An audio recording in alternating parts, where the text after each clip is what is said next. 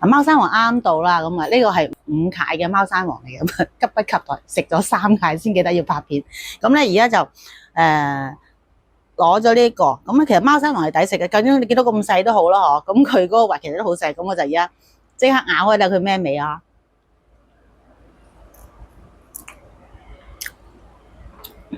嗱，個核細到咧係好難尋找嘅，咁當然有大核有細核啦，同埋佢呢個咧正統貓山王嘅味道就係甜中帶少少甘苦，好好食嘅。咁咬落去咧好粉好綿咁樣，好味。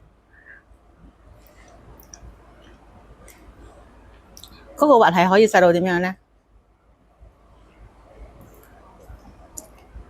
咁樣好薄啊，就可以薄到咁樣噶啦。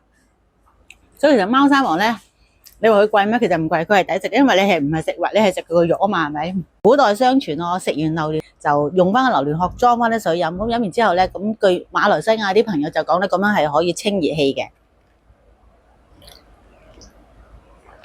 就咁樣飲就得噶啦。大概半杯水到啦。新鮮嘅貓山王嗬，唔使飛馬來西亞呢邊食啊，同我哋訂購就可以噶啦。嗱，今季個貓山王咧就係食2個月左右啦。咁啊，而家開始咧就接單噶啦。咁如果係要原箱訂購嘅話咧，咁就日日都可以落 order 嘅。咁啊，轉數快俾我哋就得噶啦。咁啊，當然如果全箱訂嘅話咧，就要全數付款啦。咁就1999蚊。轉咗數之後咧，就記得話聲俾我哋聽喎，俾埋你個地址。咁我哋就今日接你個單，咁啊，聽日就可以送貨到屋企。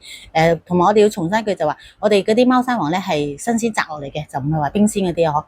咁另外，如果係要散拼嘅，食唔到5個咁多嘅，咁啊可以合拼咯。咁啊要1個或者2個啦，咁啊都一樣咧，轉數快俾200蚊訂金咧，咁就得噶啦。咁貨到咗之後就會話俾大家聽。